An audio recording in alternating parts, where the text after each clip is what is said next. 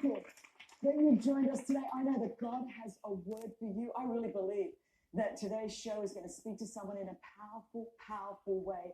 You have tuned in, right place, right time, for God to speak to you. You know, I always heard the saying, don't burn your bridges. And it's very important in many ways. Don't burn your bridges. There are some relationships that maybe there's a bit of time apart. It's actually good for you. It doesn't mean you have to burn it all up or burn a bridge. If you leave a workplace, it's really good not to gossip or slander or burn that bridge with that person. Sometimes you can move on to a new season in life and you don't have to destroy all the bridges that you've built. But today, I actually want to speak about the antithesis of that. So definitely, as much as possible in your life, it is good not to burn bridges, especially, and I think that speaks more to if you have a kind of maybe character or an attitude that just burns people and just moves on. Now, that's not a great character trait, and it will burn you eventually. If we are going to move into the future that God has for us, there are some times that we have to burn bridges. I want you to hear me again. I'm not talking ever about burning people, hurting people, using people, or leveraging people, but I am saying there are some things, some places, and some people that we cannot go back to if we are going to go forward to do what God has called us to do.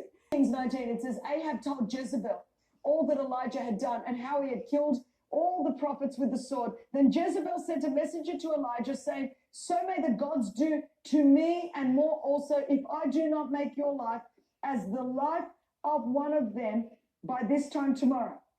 So Queen Jezebel is now threatening the prophet who's had this major victory. Then the Bible says in verse 3, then he was afraid, and he arose and ran for his life and came to Beersheba, which belongs to Judah, and left his servant there. So he took on all of the prophets of Baal in the chapter before this, and then it just took one chick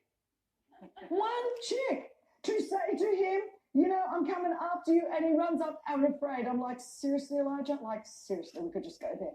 But he himself went a day's journey into the wilderness and came and sat under a broom tree. This is hilarious. And he asked that he might die. Prophets are not melodramatic at all. There is no drama in their life. He's just like he's gone from this massive victory. And then Jezebel threatens him. He runs away like a little scaredy cat. And there's like, God, I want to die. I mean, like 24 hours before, you are awesome. You know how we all are, God, you're an awesome God. There's nothing my God cannot do. That's true. And then it's like, I'm so depressed. I can't believe it. We all do that. Okay. And then it says, and he asked that he might die, saying, it is enough now, O Lord, take away my life, for I am no better than my fathers. And he lay down and slept under a broom tree. And behold, an angel touched him and said to him, arise and eat. I love God. He's so practical. It's just like, you know, seriously, the guy's sugar level had probably just dropped. He'd been fighting everyone. He was like, just eat. Sometimes I think I say that, you know, just get some food into you. It is awesome. You know, my husband sometimes, can you imagine living with 3 women and everyone can be on a different cycle? It's a little bit scary. So like sometimes Nick will just grab chocolate, open the front door, just throw it in and then run away. Just go, arise and eat. Oh, that's what you get for having a chick preacher on TV. I'm sorry. Like it's just the way it is. And he says, he goes on and he looked and behold, there was at his head a cake baked on hot stones and a jar of water. How cool that an angel of the Lord like would bake you a cake. I just think that's like awesome. And he ate and drank and lay down again. So this got a pretty good gig here. He gets to eat, he gets to drink, gets to sleep. I mean, seriously.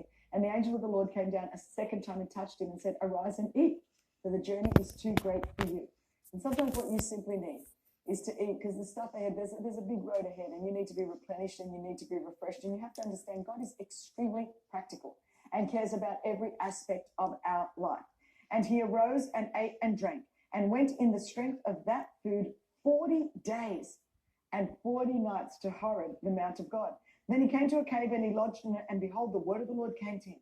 And he said, what are you doing here, Elijah? I love that. Sometimes you just think, like, I'm just having a little break. And God's like, what are you doing? What are you doing here? And you're like, I'm busy having a pity party. God, leave me alone. Like, seriously. And sometimes God is like, why are you here when you're supposed to be there? Someone's watching this right now, and that's what the Lord said. What are you doing here? Where did you go off track, and now you're hiding in a little cave when God has a plan, purpose, and destiny for you, and you're trying to have a pity party, and God is ruining your pity party because he's saying, what are you doing here?